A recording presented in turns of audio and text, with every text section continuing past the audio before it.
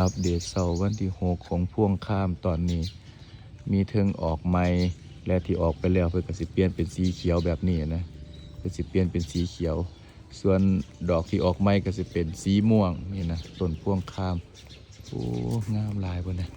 ตรงนั้นนี่มาถ่ายรวมน้ำกันเด้อนี่อันนี้ออกใหม่เนี่ยอันนี้ออกใหม่เนี่ย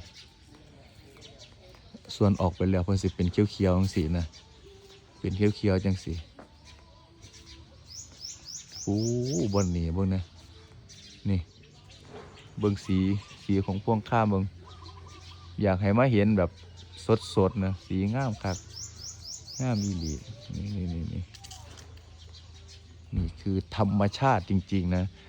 ธรรมชาติที่วัดสว่างมงคลบ้านโนนสแบงให้ทุกท่านมาสัมผัสมาเติมพลังนะเติมพลังงาน